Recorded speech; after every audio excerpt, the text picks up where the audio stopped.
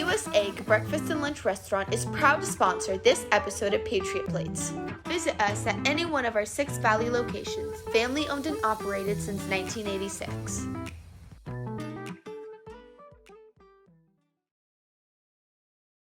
Let every nation know, whether it wishes us well or ill, that we shall pay any price, bear any burden, meet any hardship, support any friend, oppose any foe, to assure the survival and the success of liberty.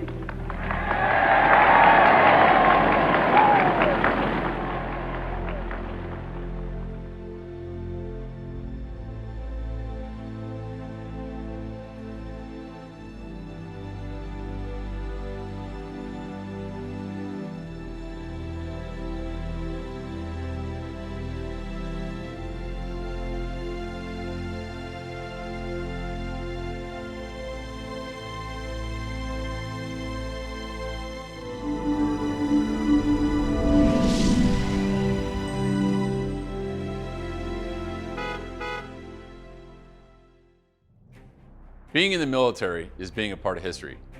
And with approximately 18 million veterans in the United States, each one has a story. I'm Major Scott Husing, United States Marine Corps, retired. I had 10 deployments and led hundreds of combat missions. My company and I fought in some of the deadliest battles in Iraq. And I was fortunate enough to share those stories and honor the men and women who fought in my book, Echo and Ramadi. But most veterans don't get that chance. Welcome to Patriot Plates. Our producers have spent countless hours on the road searching for veteran license plates and the stories behind them. These veterans have firsthand accounts of what happened in our nation's missions, battles, and wars. Patriot Plates believes that all veterans should be able to tell their story.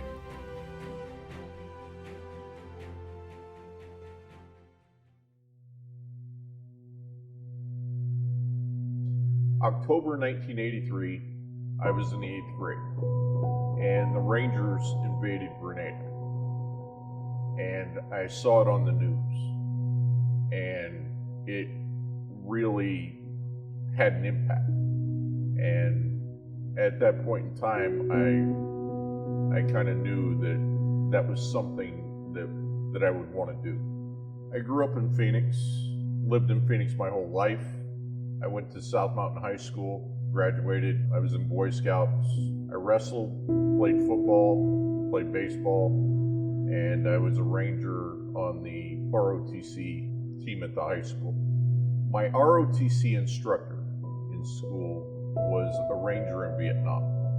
He knew my ambitions to be in the military, and he kind of just, he nurtured that and kind of directed me towards the Rangers. On my 17th birthday, the recruiter showed up at my house, and that night on my 17th birthday, I signed the papers. It was a delayed enlistment program, and I graduated, I want to say it was like January 29th, and I was in the service on February 2nd of 1988.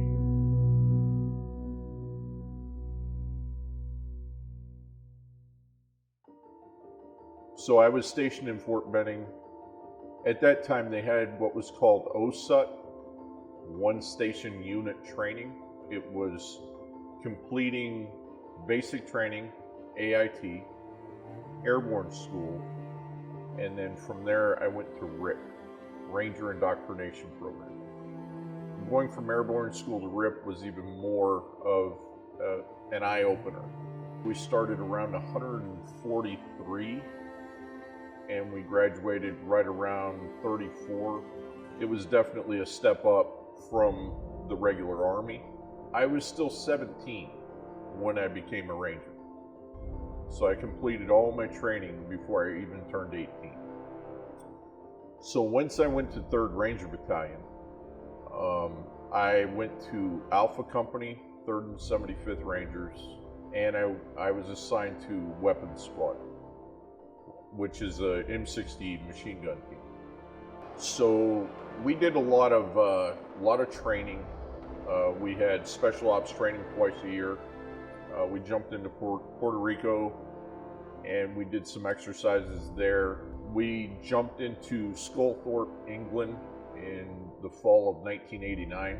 So following that, in the winter of '89, the invasion of Panama took place. We didn't know anything was going on really at my level, but we did an exercise during the special ops training for that year in the Eglin Air Force Base, Florida. And it was a complete mock-up of what we were going to be doing. So I believe it was on a Sunday night. There was a steakhouse in Columbus, Georgia that was usually full of people. We walked into the place and there was nobody in there. And the hostess walked up to me and said, "You're a Ranger, right?" And I said, "Yes, I am." And she said, you just got put on alert." And so I drove back to the base at about 100 miles an hour. The President has directed United States forces to execute at 1:00 a.m. this morning pre-planned missions in Panama to protect American lives, restore the democratic process, preserve the integrity of the Panama Canal treaties, and apprehend Manuel Noriega. I knew that Noriega had been trained by us at Fort Benning at the home of the infantry. And I also knew that there was a major who had been shot and killed. And I want to say at the time Noriega declared war on the U.S. Last Friday, Noriega declared a state of war with the United States. The next day, the PDF shot to death an unarmed American serviceman, wounded another, seized and beat another serviceman, and sexually threatened his wife. Under these circumstances, the President decided he must act to prevent further violence. So we were at the hangar at Lawson Army Airfield in Fort Benning. Our company commander, Captain Thomas, came in, gave us a pep talk. Battalion commander came in, gave his spiel, and the chaplains came in. We had a prayer. The biggest debate was that we were jumping from 500 feet. And the debate was whether to wear reserves or not wear reserves because of the added weight. We were already hauling combat loads. I had a M16, I had the tripod, and I had 1,000 rounds of 60 ammo, very little food, very little clothing. So we got rigged up. We were in flight. I want to say it was probably 5 minutes out, 10 minutes out maybe. We got the call that that they knew we were coming. And so they had a bomber go over and they dropped two, I believed it was 500-pound bombs, but I found out later it was 5,000-pound bombs, which was supposed to kind of disorient everyone there. And probably at a minute out, we started receiving ground fire from a 50 cal machine gun. It sounded like popcorn was popping inside of the aircraft. The Ranger directly across the aircraft from me was shot through his pack tray, his parachute, and the jump masters came back, cut him off the cables, and set him down on the floor next to the rest of the jumpers, and then we exited the aircraft. It seemed like I left the door and I was on the ground. So the Pan American Highway intersects the Rio Hato runway. And I landed on the Rio Hato airway, blacktop. Probably, I'd say 50 to 75 yards west of the Pan American Highway. And I busted both my knees wide open. I went forward and hit my head on the ground. And I tried to get everything organized about myself. And I had 3 gentlemen approach me. I'm 19 years old, and I've got a loaded weapon in my hands. So I pointed it at them. They ran towards me, and I put them on the ground and patted them down. About that time, there were 5 other personnel. One of them was a captain. So I said, "Sir, what do you want me to do?" He says, "Do they have weapons on them?" I said, "No." And he said, "Go ahead and cut them loose." And so they took off into the night. So after I released those 3, I started gathering what was left of my gear, and I headed towards the rally point. And there was extreme fire coming from that direction. A lot of M60 going off. There had been a white car that zoomed across the Pan American Highway at a high rate of speed. And it came to rest after the firing subsided.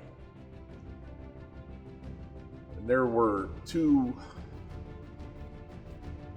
males in the front seat that were dead.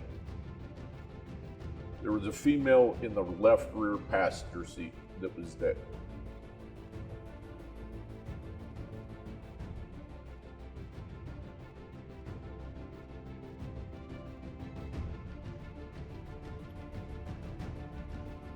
There was a baby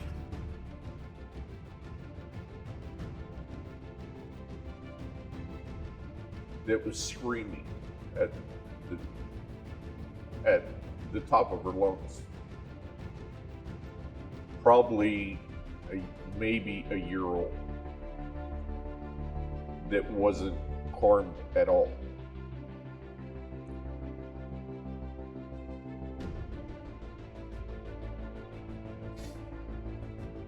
We found RPGs and AK-47s in the vehicle.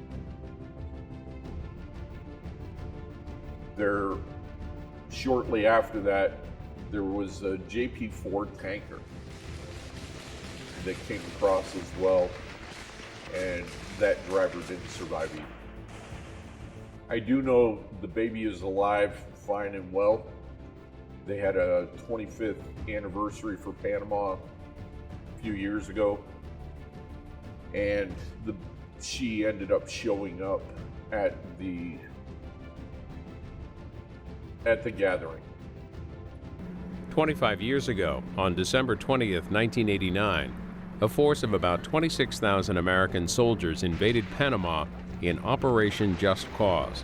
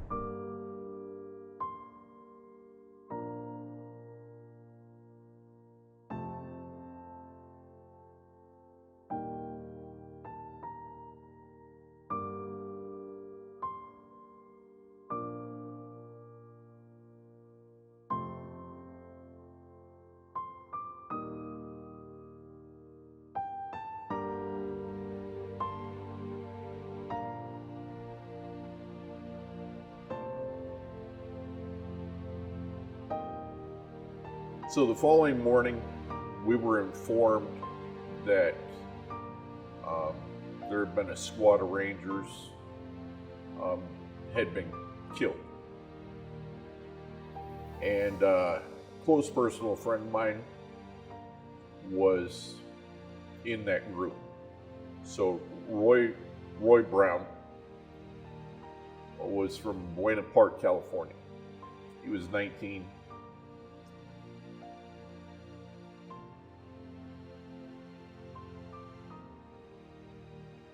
He had got disoriented during the drop, and he ended up linking up with one of the Bravo Company squads. And we were told that they'd all died. And one of the Rangers, Sergeant First Class Putamana, administered first aid CPR until Roy was pronounced dead. And that happened the first morning on the ground. It was tough, especially at 19 years old. There were probably 2 or 3 more missions. I know we did a rescue mission at a prison to get some Americans out, and I was in the rear for that mission. I didn't do so well.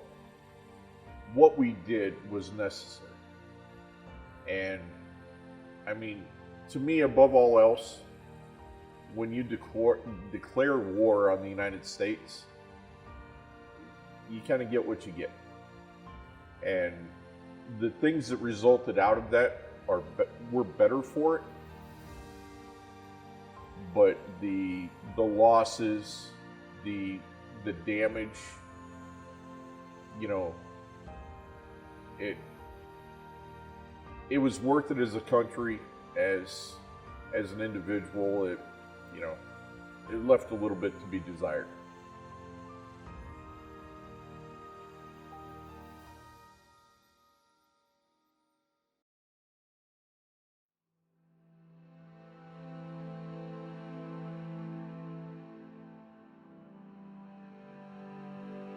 Patriotism to me is doing what your country asks you, and being able to write that check for an undisclosed amount up to and including death. Not everything that I did, or not everything I was tasked to do, seemed like the right thing at the time.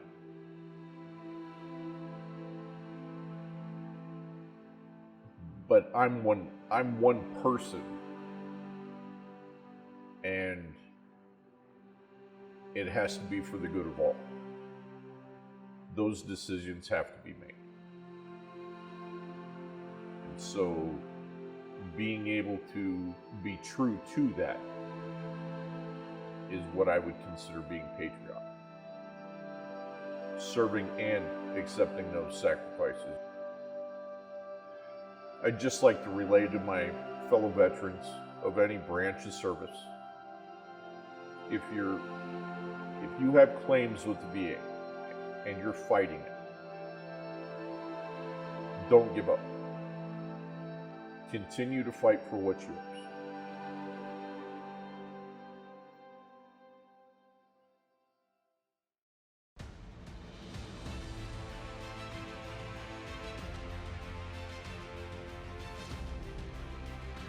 Don't miss our next veteran story on Patriot Plates. Get notified by liking and subscribing below. We want to thank our special sponsors, the Papago National Guard Base and the Arizona Military Museum, under the direction of Colonel Joe Abodili, who made this episode possible. I'm retired Major Scott Husing, hoping that the next time you see a veteran plate, you'll think about the story and the sacrifice that went behind it. Thanks for watching Patriot Plates. One veteran, one story.